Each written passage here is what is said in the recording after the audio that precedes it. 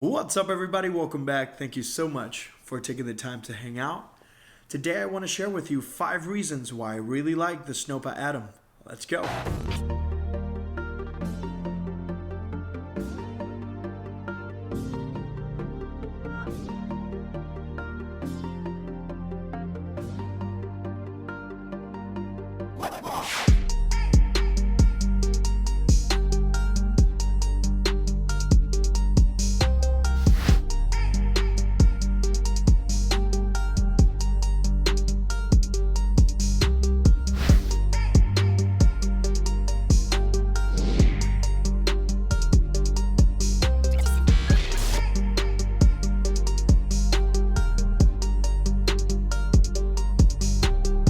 So the Snoppa Atom was a very successful Indiegogo, and it got funded by over 14,000% its stretch goal. So it's a completely different shape from the traditional gimbals that you see. Instead of having the articulation of the back of the gimbal, it's kind of like to the side, and it was very interesting.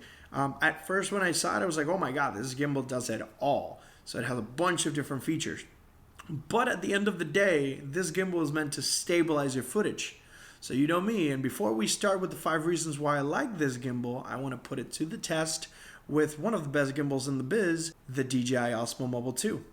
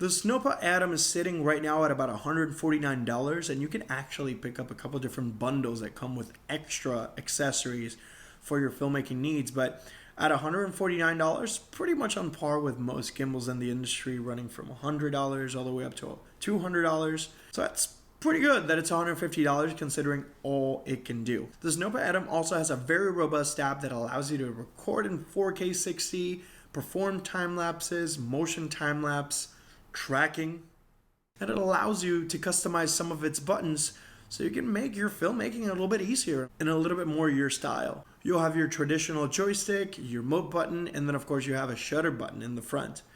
Towards the side, you will find the actual power button, which is kind of like a placed a little bit weird, but it works. It's kind of like in the front towards the left side of the gimbal. But then on the left side, you do have a button that allows you to flip to portrait orientation on the fly, which is pretty cool. And if you hold it down, you can actually rotate the entire gimbal, which is fantastic if you're trying to vlog with the rear camera and then showcase your work. It allows you to create those really awesome movements on the fly.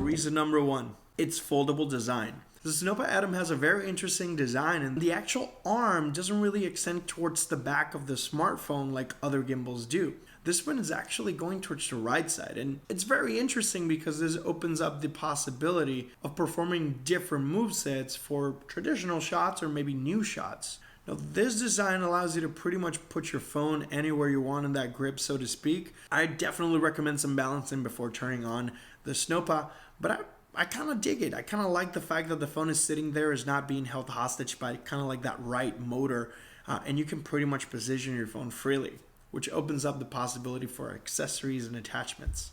This foldable design allows for the whole gimbal to fold and collapse, which is amazing when you're transporting this gimbal around. How many times have you tried to carry your gimbals in backpacks for the gimbal to just be bouncing around and it's open, and the foldable design is super convenient. Depending on the outfit that you're wearing that day, you might be able to put it in your back pocket or in one of your jacket pockets. It also has a locking mechanism so your gimbal's not dancing inside a backpack.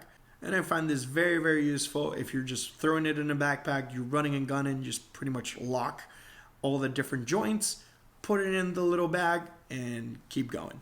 Now, with this foldable design comes a couple different challenges.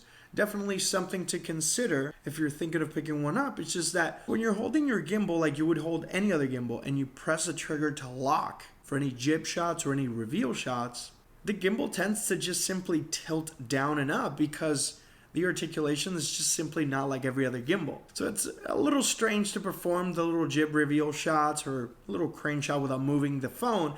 You actually have to go to its side, which at the beginning I was a little frustrated because every single gimbal that I've tried is always pretty much just pushing it forward and pushing it up and down. And this one, you actually have to do a side motion, which is not a big deal, but definitely a curveball for some, including me. Reason number two is wireless charging. I love wireless charging because it gives you the capability to record longer videos, longer time lapses without having to use any cables. So if you're having a phone that currently supports wireless charging, all you really need to do is place your phone in the grip, quickly press the button under the trigger, and you'll see how your phone will start charging. Super, super convenient for new smartphones, but what happens if you don't have a new smartphone that has wireless charging?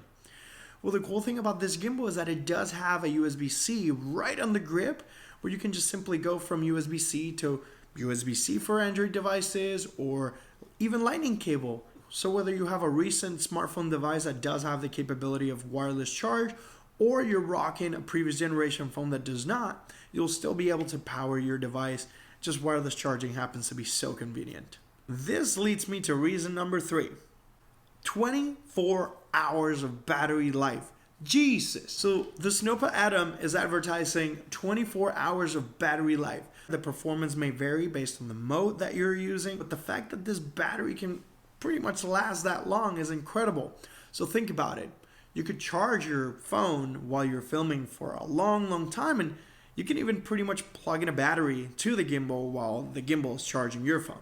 If you're trying to charge your gimbal, it might take up to 2 hours to fully charge a battery. So make sure you're preparing yourself for that charge if you're trying to get the most out of your gimbal and be able to charge your smartphone device. But this is fantastic.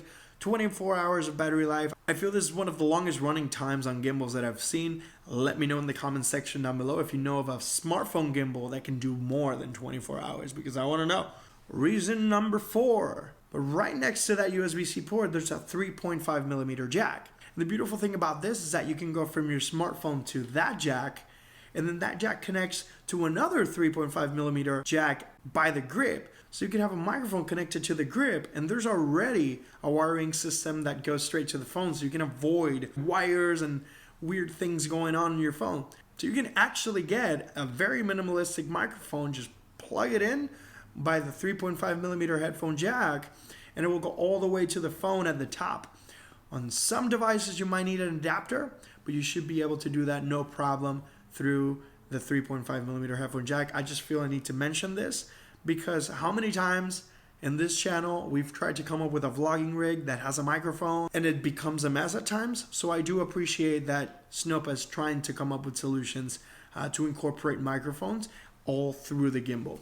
And reason number 5, it's 310 grams of payload. Good God. Now, so far, one of my favorite gimbals has been the Moza Mini-Me because it has 300 grams of payload capacity. Now, the Snoppa advertises 310 grams.